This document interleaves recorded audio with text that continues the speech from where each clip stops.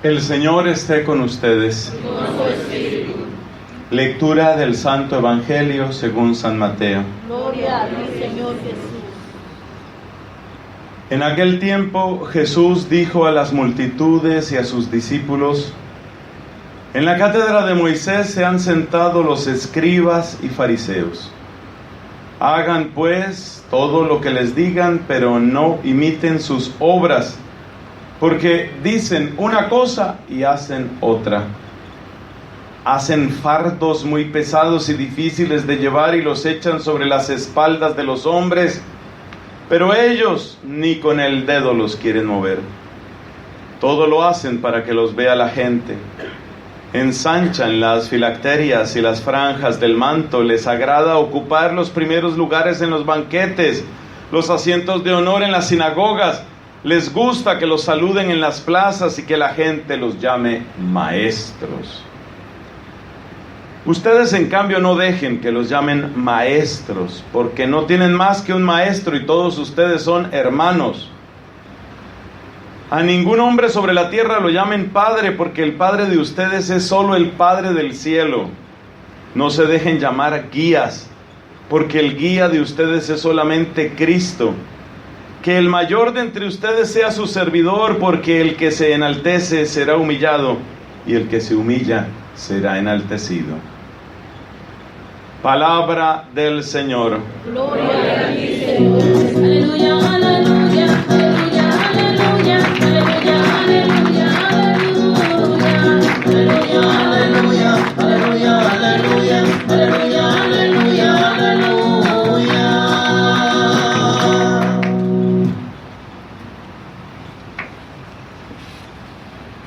Queridos hermanos, puede ser buena ocasión hoy para quitar un malentendido que se repite con alguna frecuencia, porque nosotros los católicos les decimos a los sacerdotes Padre, el Padre Roberto, el Padre Jaime, el Padre Nelson. Y entonces hay algunos cristianos no católicos que ya de ahí toman tema para decir: ustedes desobedecen a la Biblia, porque la Biblia dice que no llamen a nadie Padre, y ustedes andan diciendo que el Padre Germán, el Padre Santiago, el Padre Carlos, ustedes desobedecen a la Biblia. Pero fíjate que, como dicen en mi pueblo, esas son puras ganas de pelear. Porque si usted va a decir eso, entonces vamos a ver el caso suyo, señor protestante. Vámonos a la Biblia, ya que a usted le gusta tanto la Biblia, vámonos a la Biblia. ¿Qué fue lo que dijo la Biblia? Dijo: a ningún hombre sobre la tierra lo llamen Padre. O sea que si vamos a jugar a la interpretación literal de la Escritura, lo que dice y cómo suena la Escritura, entonces, señor protestante, ¿los hijos suyos le dicen papá o no le dicen papá a usted? Y cuando usted dice: el año pasado fue el funeral de mi padre, entonces ¿qué? ¿Se murió el papá del cielo? No. Entonces fíjate que son puras ganas de pelear. Sí, es verdad lo que dice aquí el texto, pero también es verdad que hay que saber entenderlo. Porque si nos van a criticar a nosotros porque decimos Padre a los sacerdotes, entonces que critiquen a los hijos de ellos cada vez que el hijo le diga papá o le diga Padre. ¿Cómo hay que entender este texto?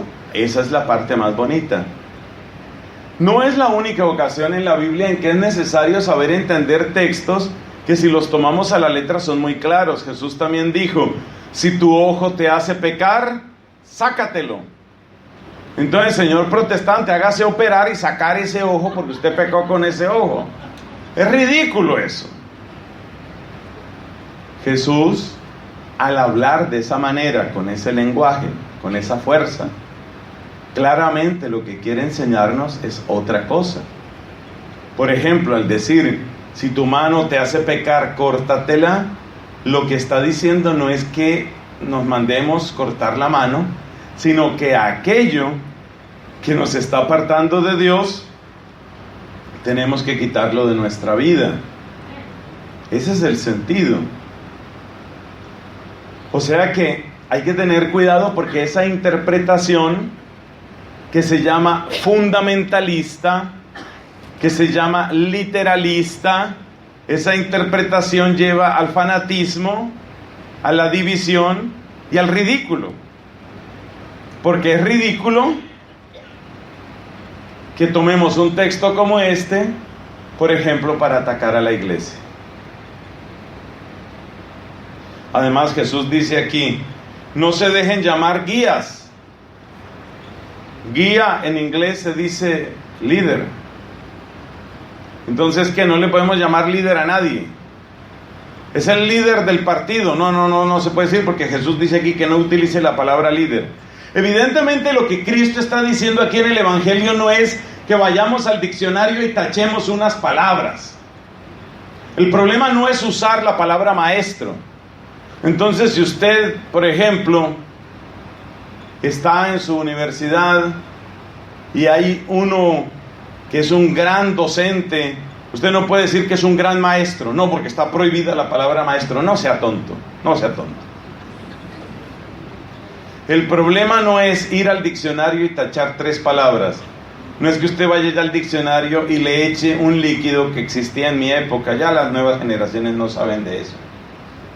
Había un líquido que se echaba con un pincelito que se llamaba, en mi país, eso tiene otros nombres, se llamaba liquid paper.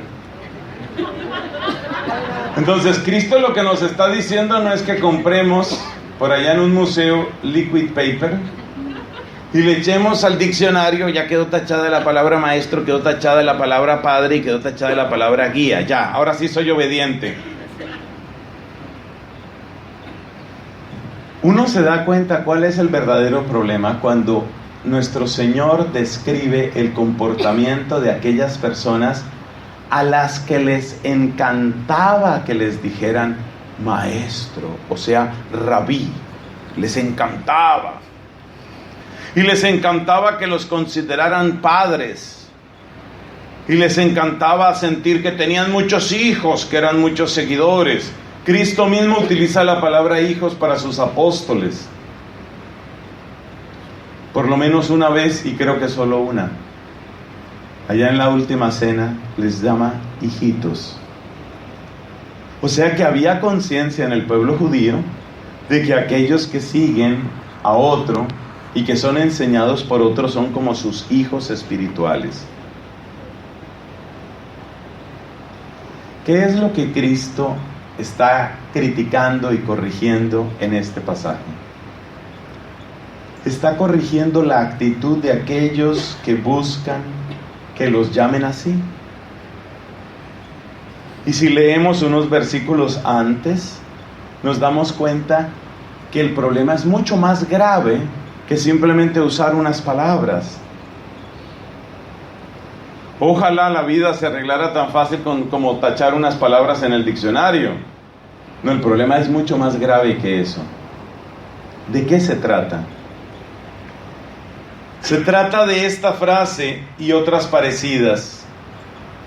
Todo lo hacen para que los vea la gente.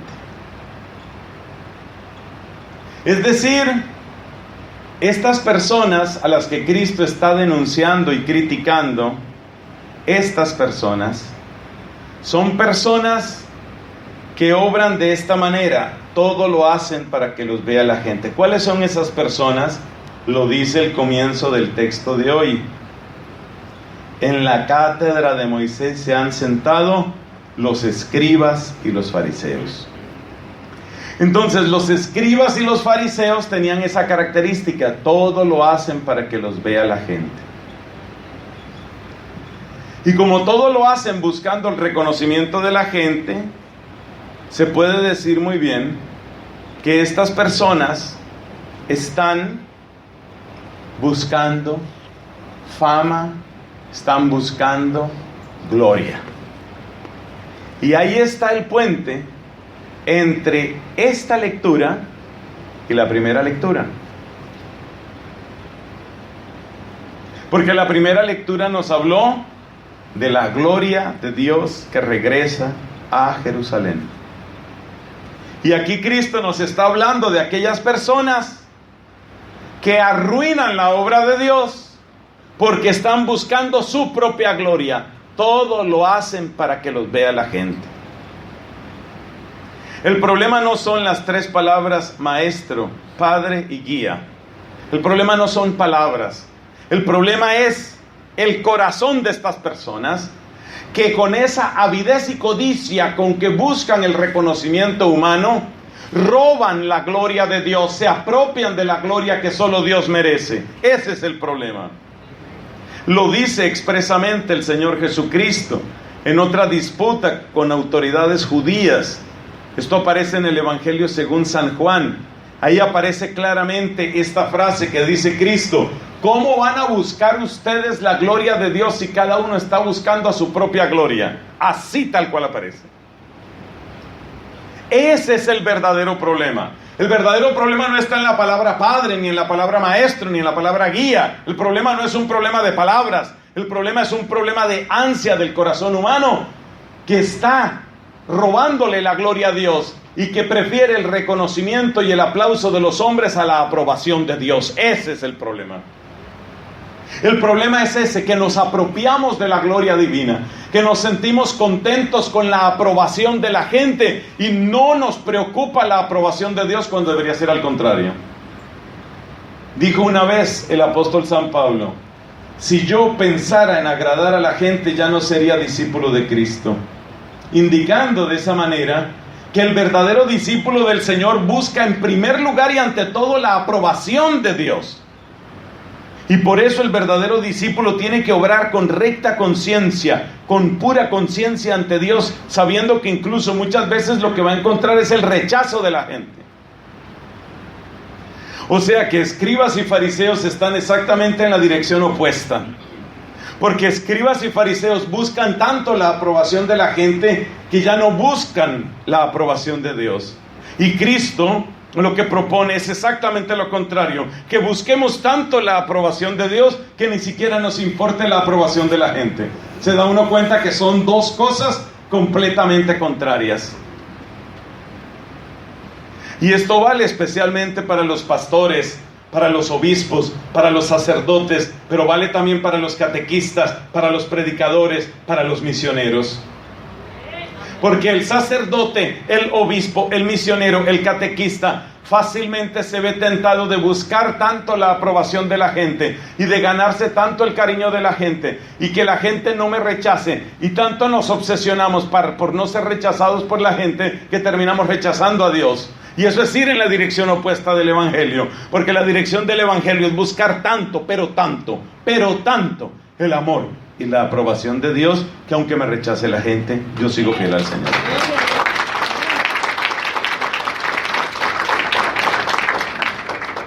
Hace poco leí una estadística que me dejó muy preocupado sobre la situación de la Iglesia Católica en este país. Un país que ustedes saben que yo amo y por el que oro con frecuencia.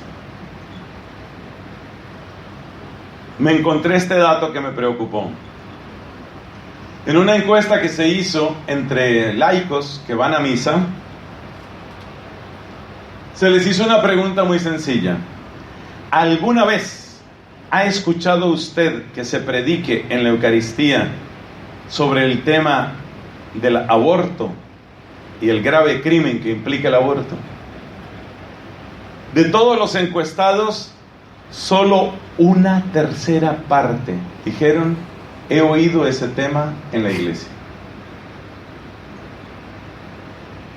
Sabemos muy bien que la Iglesia Católica es prácticamente la única institución que como institución se opone a las fuerzas perversas y al imperio satánico que se alimenta de sangre de feto humano. Prácticamente la Iglesia Católica es la única institución. ¿Pero qué está pasando?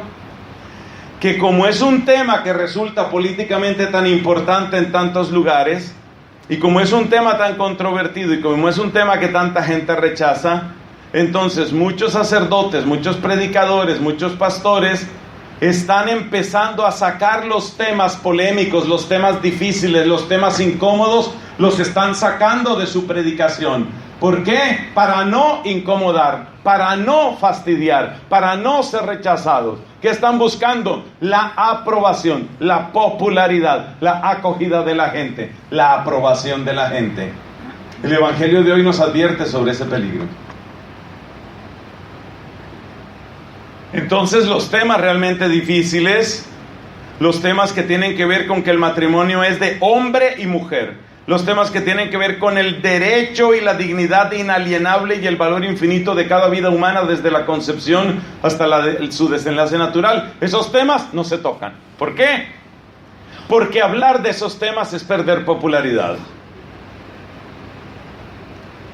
Ya en mi país, que es tan adelantado en la perversión, en tantas cosas, qué tristeza, qué tristeza.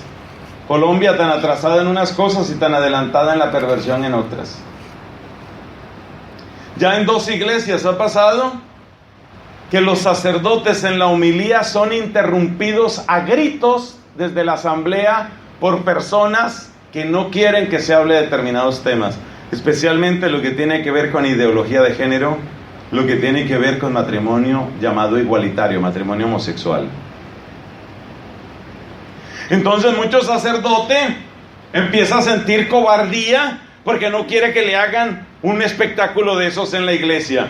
Entonces, ¿qué? Resulta más sencillo hablar de otros temas. A veces resulta más sencillo y es una perversión en la renovación carismática o en todas estas fuerzas nuevas del Espíritu. Óigamelo bien, que se lo digo así con todas las letras. Es una perversión de la renovación carismática que uno empiece solamente a hablar de que el Señor te bendice, el Señor te sana, el Señor te acepta. Todo eso es verdad. Todo eso es verdad. Pero esa no es toda la verdad. La verdad también es que hay que rechazar el pecado. La verdad también es que hay que romper con el pecado. La verdad también es que a Dios no le gustan muchos caminos que está siguiendo el mundo. Eso también es verdad. Y entonces a veces volvemos la renovación carismática a algo así como una especie de alegría de analgésico barato de aspirina para todos. Es decir, el Señor te va a bendecir, el Señor te ama, el Señor te acepta, el Señor te quiere, el Señor te protege, pero yo no me meto con tu vida. Me disculparán algunos carismáticos, pero esa técnica ya la han utilizado los protestantes hace rato. Y esa técnica es que mientras tú estés dando tu diezmo, y mientras tú estés alabando, cantando, aplaudiendo y bendiciendo, tu vida va como quiera. Entonces, ¿qué pasa, por ejemplo, en mi país? Que una cantidad de gente que está viviendo en adulterio, en la época en que se predicaba más sobre estos temas, se salen de la iglesia católica porque están fastidiados de que se les denuncie su pecado cuando se les denunciaba su pecado. Eso está disminuyendo. Se salen de la iglesia católica y se van al grupo protestante porque ahí no le tocan ese tema. Ahí lo único es el Señor te bendice, el Señor te ama, el Señor te bendice, el Señor te ama y te bendice, te sana y te salva, te libera y te ama. Y todo eso es verdad. Y ustedes saben que yo también lo predico porque claro, yo estoy convencido. Pero quedarnos en eso, quedarnos solo en eso, es una negación de la integridad del Evangelio. Jesús no jugó a ser simplemente simpático. Jesús no jugó a ser simplemente tierno. Jesús no jugó a ser simplemente el que se gana la aceptación de todos. De hecho, en Lucas capítulo 6 dice: ay de vosotros si todo el mundo habla bien de vosotros. Entonces el Evangelio, por supuesto que es consuelo, por supuesto que es fortaleza, por supuesto que es bálsamo, es medicina, es fuerza de Dios. No estamos negando nada de eso. Pero precisamente porque es fuerza de Dios, el Evangelio también supone rupturas, también supone conversión, también supone superación del pecado. Y esa parte no se puede negar, no se puede negar. Entonces ya nos damos cuenta que el problema no es del liquid paper.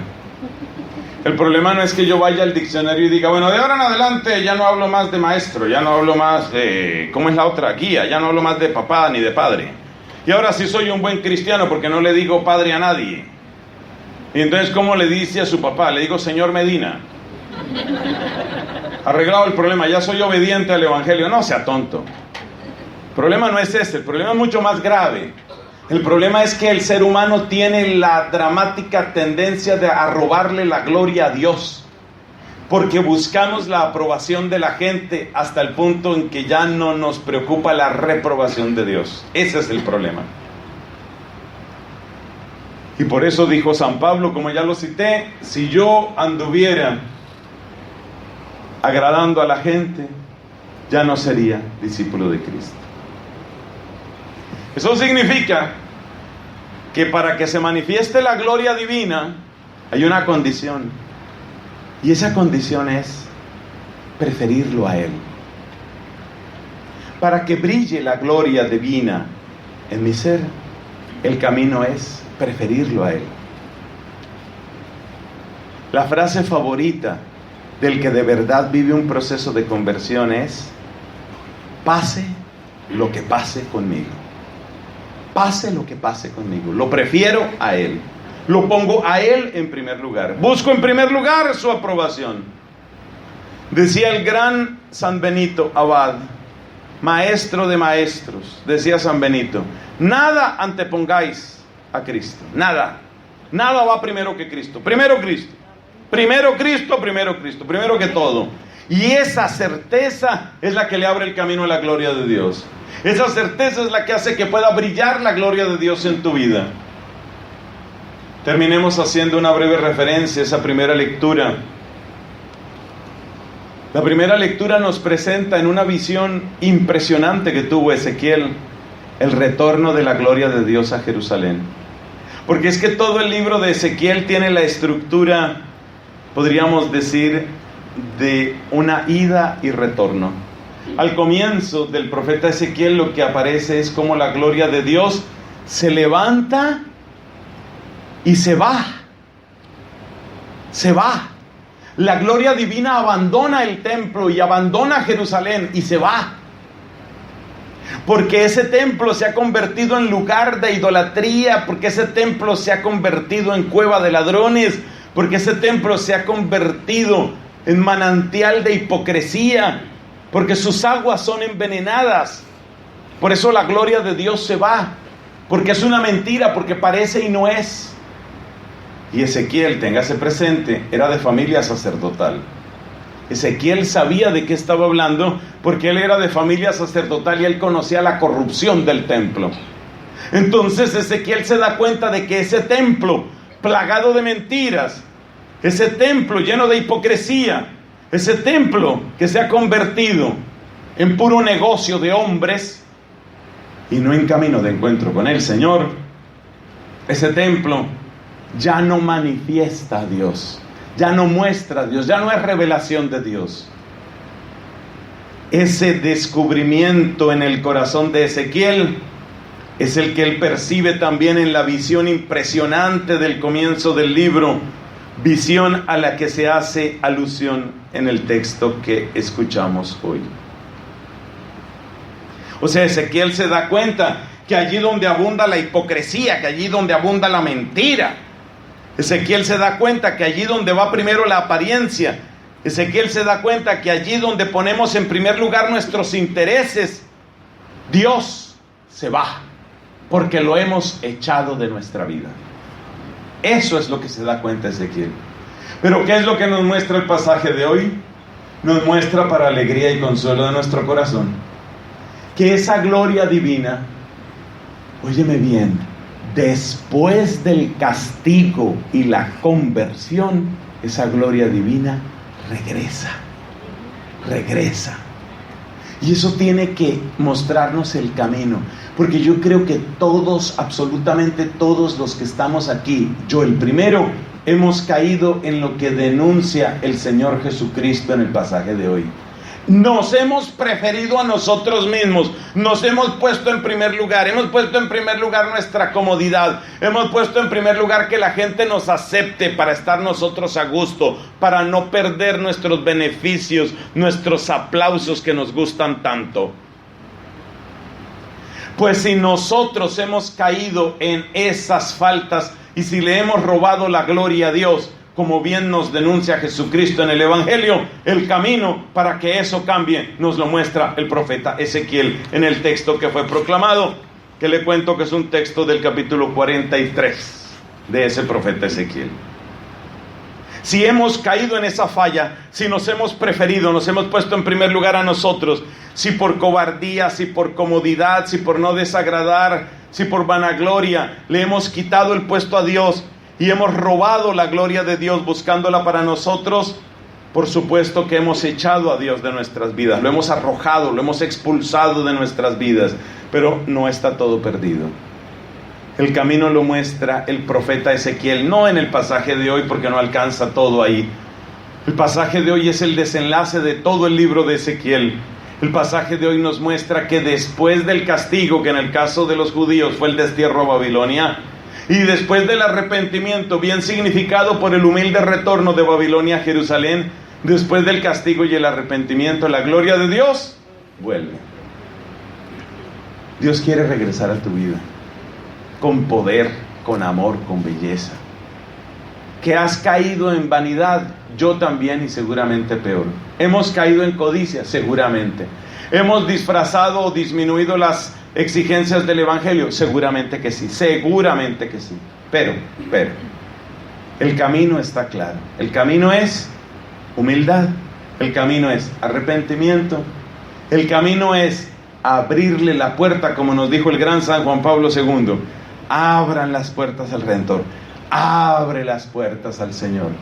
Él está dispuesto a volver, Él quiere regresar a tu vida. Fíjate lo que repetíamos en el Salmo: el Señor habitará en la tierra. El Señor quiere volver a tu vida, el Señor quiere llegar, reinar, iluminar, el Señor quiere gozarse en ti. Si estuvimos distanciados fue por culpa nuestra, no fue por culpa de Él. Él es inocente, en el juicio resultarás inocente, dice el Salmo 51. Él es inocente, Él quiere volver a tu vida, Él quiere reinar en tu vida, Él quiere hacer su obra en tu vida. No todo está perdido, abre la puerta de ese corazón y dale permiso de que haga su obra en ti, para que en ti resplandezca su gloria. Amén. Amén.